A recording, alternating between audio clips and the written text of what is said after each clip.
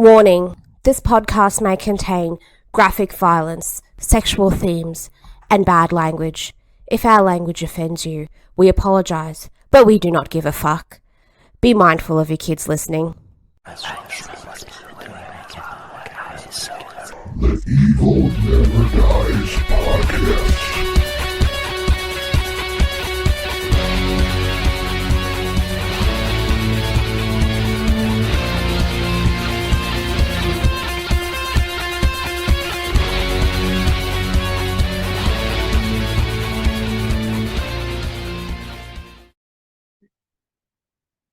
Welcome, everybody, to the Evil Never Dies podcast. This is the midweek episode, and I am Carl Todd, hosting for Bubba Brett, who is off plumbing. I don't know where he's plumbing or what he's doing, and I don't want to think about it. So we won't. We'll just not think about Bubba Brett. He'll be back Sunday. So tonight, I'm going to present to you the band Kiss, one of my favorite bands. I'm wearing the shirt. That's right. This album is the 10th album from Kiss. It was released in 1982. It is Creatures of the Night. Creatures of the Night. It was released October 28th of 1982, just in time for Halloween. This would be something of a career changer for Kiss. They had kind of fallen, everybody knows Kiss. They were the big band of the 70s. They had albums, yes. They had movies, they had comic books. They were like the darlings of the world. Every teenager loved them. Myself, I was a little kid and I knew who Kiss was, but I was like 7, 8 years old. So no, I wasn't a Kiss Army member then. Sad to say, but I can't lie. Somewhere along the line, Kiss sort of lost their way. They did these solo albums. All 4 of them did their own different take on music. Peter Criss got very disenchanted with Kiss. He actually would not play on the couple of the albums. They used the session drummer. And Peter would eventually leave the band. They put out an album called Unmask, which was a very light album, very pop. And Peter actually played on a video for a song called Shandy, which has got to be like the most pop, sugary song Kiss has ever done. And that was Peter's farewell. So they hired a new drummer. They put him in Fox makeup. His name is Eric Carr. Eric was a beast. Peter, people get mad at me because I knock on Peter Criss a lot. I thought Eric Carr was a way better drummer for Kiss. Eric came from a rock and roll background. Peter came from more of a jazz fusion background. And you could tell it in those early Kiss songs. Peter was good on that stuff, but Eric Carr was a strong rock and roll drummer and one of the best drummers of all time. Unfortunately, Eric passed away. Actually, it was the anniversary of his passing last week. And we miss him. We love you, Eric Carr. You're in our hearts to this day. Eric was the Fox. He was a banging drummer. So, Kiss are going to put out their heaviest album ever. They put out Music from the Elder, which is this weird concept, kind of progressive rock album that was not a big hit, and a lot of the Kiss fans just didn't get it. I don't hate the album, but it's not a very good Kiss album. So, Ace Frehley, everybody's friend, lead guitar player of Kiss. Ace was an alcoholic, and he was not happy after Peter left because it was him in one corner and Gene and Paul in the other, sort of teaming up on him and getting their way. So Ace was pretty fed up by this point, and he decided he was ready to go. He was ready to leave Kiss. So in the meantime, they go into the studios to record this 10th album. It was recorded July through September of 1982 at the Record Plant Studio in Los Angeles and mixed at Mobile Sound in New York City. The genre would be heavy metal, hard rock, definitely heavy. Length is 38 minutes and 47 seconds. Producer is Michael James Jackson, not the Michael Jackson, and Gene Simmons and Paul Stanley. Now, this album would be released on Mercury Records. Actually, yeah, Mercury, which had bought Casablanca a few years earlier because Neil Bogart, who was the founder of Casablanca and the man who signed Kiss, had passed away. So kind of as a tribute to Neil Bogart, they actually put this out under the Casablanca label, even though it was actually a Mercury record. I know that's a little boring stuff there, but for us Kiss Army people, or whatever word you want to use for us, it's cool that they actually released this album on their original label. It would be the last album to feature the band's makeup until 1998's Psycho Circus. So, let's talk about the personnel, the musicians, whatever you want to call it. Paul Stanley, vocals, rhythm, guitar, and he was one of the producers along with Michael James, not the Michael Jackson. Gene Simmons was vocals, bass, and he also played rhythm guitar on War Machine, and he was a producer. Eric Carr, the Fox, was drums, percussion, and played bass on I Still Love You, which is kind of cool. And of course, Eric did a lot of the background vocals because Eric was a fantastic singer. Guitar, Ace Frehley, lead guitar. Well, he's credited. Ace does not play on this album. Now you're saying, wait a minute, I've seen that album cover. Isn't that the album cover? Yes, it is, actually. We use this as a backdrop. This is the Creatures of the Night original album cover. And here it is for our YouTube fans. And yes, it features Ace Frehley on the cover. Ace didn't play. We'll get to that in a second. Let's talk about the album cover. It's one of my favorites. Kiss in blue in their makeup. Ace is in the bottom corner like he's sort of fading away. Maybe that's a sign. Eric's big in the middle. We got purple Kiss lettering and Creatures of the Night. And it's just kind of a haunting cover to me. The back is cool too. It's kind of got this lightning thing going on. This is the remix CD version. Well, we'll get to 1985 here in a bit. Let's just say there was a different album cover. And that's the one I actually bought. Story for a moment. So who played guitar on this album, you may ask? Well, there were some session guitar players, primarily a man who would later be known as Vinnie Vincent. Vinnie Susano, I believe his name was. Later, Vinnie Vincent would play on the majority of the album. Vinnie was a shredder. He wasn't like Ace. He was a shredder. Whole different world. There was a couple other guitar players.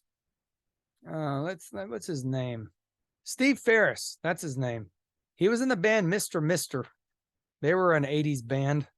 And he was actually considered to replace Ace, but I think they decided he just didn't look like he belonged in Kiss.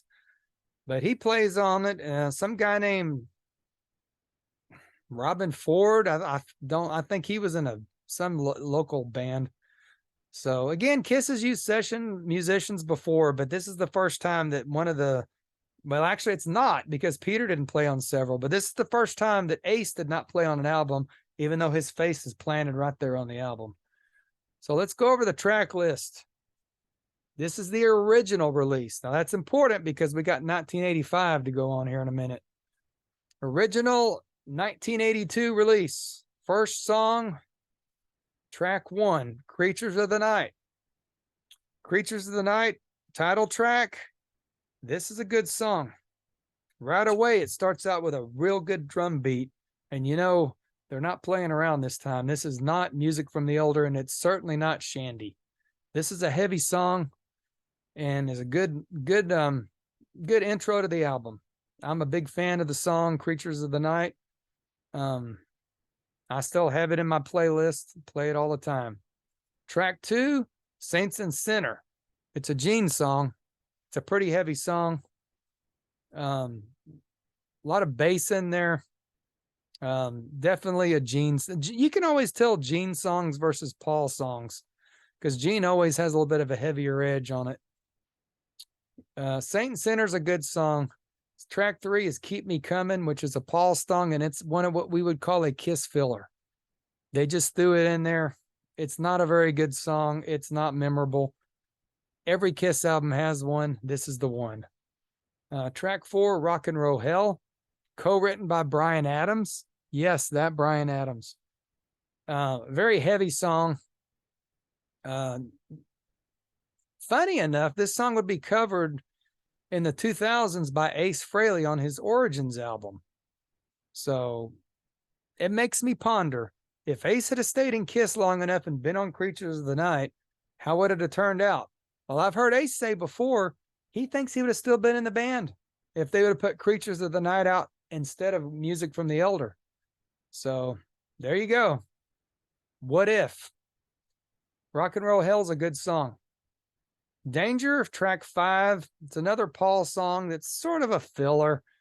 I think Gene kind of was in running this album more than Paul because the Gene songs stand out this time. Track 6, which would be side 2 if you got the album record, that is, I Love It Loud, which would also be the lead single, and it would also be the first video. Now, the funny part of the video is Ace Frehley himself is in the video. He's playing rhythm guitar. He's not playing lead. So apparently Kiss were scared to not show the fans Ace Frehley at this point. I think they thought it might have been the end if the fans knew that Ace was gone. I don't know. I just know that they obviously made every attempt to make it look like Ace was there. And he was on the video. I think I've heard Ace say that he was drunk off his butt and didn't even remember playing. So I don't know. But I Love It Loud is still played by Kiss to this day. Track 4 is a ballad called I Still Love You, but it's a dark, depressing ballad. 6 minutes long as well. So this is not your typical Kiss love song. This is a real dark, drooling song that Paul wrote with Vinnie Vincent. Good song. It's probably my favorite song on the album, even though it's a ballad. Like I said, it's a very dark and depressing song. Not something you get much from Kiss. Track 8 is a song called Killer, which was written by Gene and Vinnie Vincent. Gene vocals. Another good heavy song. I like Killer. Track 9, War Machine. This song is straight off a Destroyer. It really is. This is another Bryan Adams written song, believe it or not. It sounds like it should be off a Destroyer. It's kind of I would call it the bastard son of I don't know. It's definitely a heavy freaking song. I didn't say the F word either, Brett. So there you go. War Machine is still done to this day in concert. Gene obviously loves the song. He actually does Fire to War Machine on the farewell tour instead of Firehouse. They replaced it with War Machine. So funny enough, I guess the initial pressings, they had one full side of John Cougar Mellencamp's album American Fool. So if you were the unfortunate joker who got that album, you're probably rich now if you still got it. So funny little trivia note. John Cougar and Kiss were both under the Mercury Records umbrella at the time. Mercury was, like I said, it took over Casablanca. So let's look at the charts. Was this album a big hit? People like me who wasn't really, I was 10 years old when this album came out, like I said. I think it has been like this huge comeback album for Kiss. It did not sell that well, actually. Creatures of the Night actually charted at 34 on the UK singles charts. That was the single. The album actually debuted at 45 on Billboard 200, which is low for Kiss. It would go gold and sell 500,000 copies, but it would take it a few years. So no, this was not the huge seller that Kiss had hoped for. Musically, it was a whole different world. Chatterbox just woke up. He loves I Love It Loud, I guess. Yeah, musically, it was definitely a renaissance for Kiss. This is a heavy, heavy album. It is definitely going back to the roots of the band. Probably even further than that with Eric on the drums. This is a heavy freaking album, especially for Kiss in 1982 after Music from the Elder and that terrible, terrible Unmask. So It wasn't a huge seller, but it's now become very popular amongst the Kiss Army, and it did resurrect the band. It just took to the next album to get there. I keep talking about 1985, and that's important. And why is that? Well, by 1985, I'd become a huge Kiss fan. But at the time, Kiss were not wearing their makeup. So I was in Camelot Records, and I got it framed right here. I saw this album, Creatures of the Night. As you see, if you got YouTube, the album cover has Gene, Paul, Eric Carr, and Bruce Kulick not in makeup. So I thought this album was a brand new record at the time, and I bought it and like, oh, cool, Kiss has a new album out. Creatures of the Night. Man, this album's way heavier than stuff they've done in the 80s. They're going in a good direction. So, yeah, I got the CD too. 1985. They re-released this album for some reason and put Bruce on the cover. I think they were trying to trick people like me, and it worked because I was a non-makeup Kiss fan. So I see this album and I'm like, whoa, I'm going to buy it. A weird side note, they actually remixed a couple songs on the 85 version. They remixed Creatures of the Night. It's a whole different version of the song. They also switched around tracks. The song Saint and Sinner is number 8, and Keep Me Coming got moved to number 3. And I've never really heard Kiss mention why they move things around. Maybe they were just trying to make it different from the original release. I'm not sure. But anyway, that was 1985, the re-release. The 1997, they would remaster it. This is this version that I've got here. The remasters. And they actually brought the original cover with Ace back on it. A lot of people would have hoped they would have put Vinnie Vincent, but they did not, probably because they hated Vinnie. So Ace is on the 1997. I keep getting my 80s and 90s mixed up here because I'm living in 80s Kiss right now. There was a bootleg LP that came out that had Vinnie on it, but it was airbrushed. It was fake. It was a bootleg. Like I said, they had a video for I Love It Loud. It did get some moderate airplay on MTV. The album is still the most representative of any of the 80s material, set-wise, live, I should say. And I Love It Loud has been played over thousands of times. War Machine as well. And like I said, the I Love It Loud is still in the set to this day. So let's talk a little bit about the tour, because this is promoted as the 10th anniversary Kiss tour. Creatures of the Night 10th anniversary tour. And that's exactly what this old shirt is. It actually says on it, 10th anniversary tour, and it's got the same cover. It's still got Ace Frehley on there. It does not have Vinnie Vincent or Vinnie Caruso or whatever the hell his name is. I'm not a big fan of Vinnie. Sorry, folks. He was a hell of a guitar player, but he's a weird-ass person, and he's not easy to get along with. Just ask Mark Slaughter and Dana Strum from Slaughter. They were in Vinnie Vincent Invasion. Vinnie was so bad, he got kicked out of his own band, and they changed the name to Slaughter. So the anniversary tour, Creatures of the Night tour. Well, it took a while to get this tour going, I guess, because of Ace leaving. So this was 3 years since Kiss had toured in the United States, which was unprecedented for Kiss at the time. So they were hoping this was going to be their huge, big back tour, comeback tour, I should say. It didn't sell well. People were confused. We didn't have the internet. We didn't have magazines that came out weekly. There wasn't a lot of coverage of Peter leaving the band. Or not Peter, Ace. People still thought Ace was in the band at the time. So a lot of the Kiss fans were at the concert and they're like, well, who's that in the new makeup? Is that Ace? They dressed, I don't have a picture of Vinnie Vincent to show, but they dressed him up with his anka on his face and called him the Wizard. I'll be honest, I don't know why they just didn't keep him in Ace's makeup. I guess there were still some legal reasons at the time, Even the press kits had Ace's face in there. So weird time for Kiss. I don't know if they just weren't sold on Vinny yet or what, but if it was legals or I don't know. But the tour did not sell well. They actually only booked the first leg of the U.S. tour, which would have run from December to April of the tour, and that would have been it.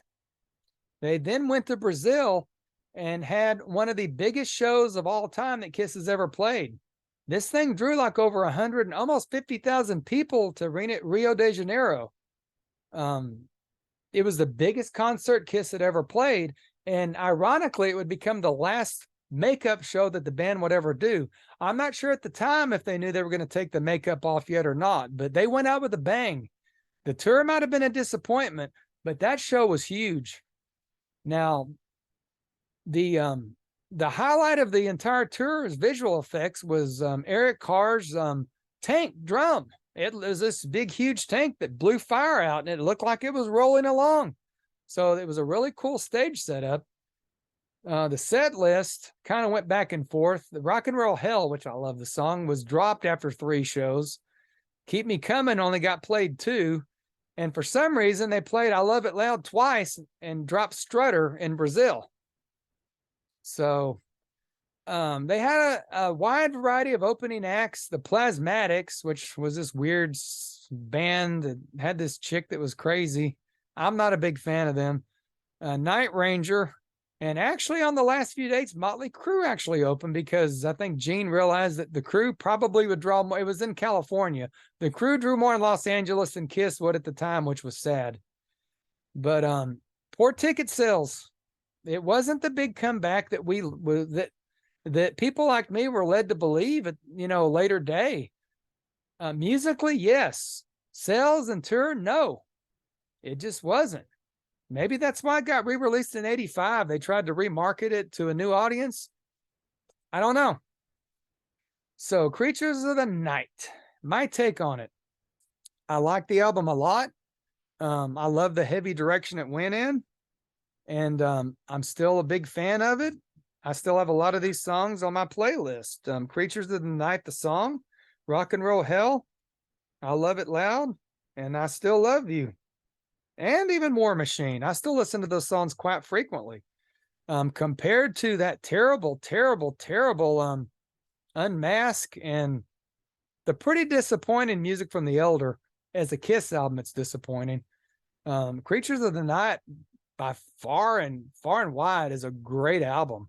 I don't think Vinnie Vincent got enough credit. Like I said, he wasn't officially in the band yet. They were still trying to make it look like Ace was there. They would after the tour ended, they would take the makeup off on MTV, and Vinny would be in the band, and they would record "Lick It Up," which would be Kiss's commercial comeback that they had hoped for with Creatures. So maybe if they'd have took the makeup off a little earlier, I don't know. But then we wouldn't have the greatest album cover ever, maybe. I love this album cover. It's very haunting. The eyes are haunting. Ace staring at you is haunting. But I got to say, I like that 80s cover too with Bruce on there. So you got 2 different versions of Creatures of the Night. But there's one last thing I got to bring up to everybody. This is the 40th anniversary of Creatures of the Night. It came out 40 years ago. So in the last few weeks, Kiss has released a deluxe edition of the album. Multiple configurations on CD, vinyl, and streaming. The most extensive version is a 5 CD plus a Blu-ray audio disc. Features about 100 songs that were never released before. A lot of them are demos and outtakes. And it's also got remastered versions of the album, a new remastered version. So there's also 4 new songs from Killers.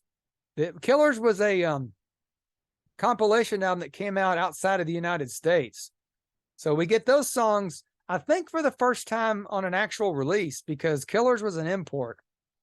Tonight You Belong to Me is a song from Killers. I love that song. It should have been on Creatures of the Night. They should have put it out as a single, I think. I think that song would have been a good single. So anyway, right now you can get this extensive box set. It's only $300, everybody. Let's give Gene his money and get this box set. Yeah, it's expensive, but I doubt I'll get it. It's out of my league just by a bit because I buy these big box sets and they sit on the shelf. Like here's an example of a Pink Floyd album I bought box set that it just sits. So I'm not a big fan of box sets a lot of the time. But I did see an unboxing and there's some really, really cool stuff in the box set. There's posters. There's the tour book reprinted from the tour, which a lot of people didn't get because again, this tour was short and didn't sell a lot. Some artwork, guitar picks, lots of cool stuff in this box set. So while it might be expensive, there's a lot there. Kiss give you their money's worth. They charge a lot for shit, but they don't put out crap. They put out good stuff. So here I am on the Kiss bandwagon, probably. Gene can do anything, and I will go along with it. I'm a Gene guy. What can I say? So probably only the top Kiss fans are going to want to buy this box set. I may end up getting it, I got to admit. But for now, I did get it off of Apple Music, and I've listened to it. The mix is good. It's not as muddy as the original mix, and that 1985 mix was a little lower sounding. The 97 remix was good, but I think they did a good job on this. So if you're not a big fan of Creatures of the Night, or you're not familiar with Creatures of the Night, I should say more than being a fan, I think it's more of a lost Kiss album for a lot of folks who are just casual Kiss fans. Go to Spotify or go to Apple Music or iTunes and take a gander and a listen at Creatures of the Night for me. I think you'll be very happy. It's a great album. So scale on our Gene Simmons love sign, not devil horns. You know, Gene invented this, not the devil horns, he said. I'm going to give this a 4. 4 Gene love devil horns. There are a couple fillers on the album that could have been replaced by the songs that were actually on Killers, which didn't get released in the US. I think that would have made the album better. I really do. I'm a Legend the Night is one. That's a great song. It should have been on there, but it's not. So I got to give it a couple down just because of the filler tracks. Album cover is brilliant. It's haunting. It's almost a foretelling of the future with no makeup. And it is their last makeup album until Peter and Ace would come back. So that's all I've got for Creatures of the Night. I recommend it highly. Like I said, it's kind of a hidden jewel in the Kiss catalog. And that's all I got for tonight. Brett will be back with us on Sunday for the full episode. I have no idea what we're doing at this very moment. I think we're going to do House by the Cemetery. We were going to do that last week, but my niece came over and we have outtakes. So Scarlett, shout out to you, Scarlett, darling. Me and you are going to do a show on the Minions or whatever that movie she made me watch was. So funny moment. I'm going to have some outtakes we're going to put up on the webpage or the YouTube, Facebook, something of Scarlett's appearance on the show. It was really cute. That's all I got for tonight, everybody. Stay evil, and we will talk to you on Sunday night. I'm Carl Todd and Michael Myers.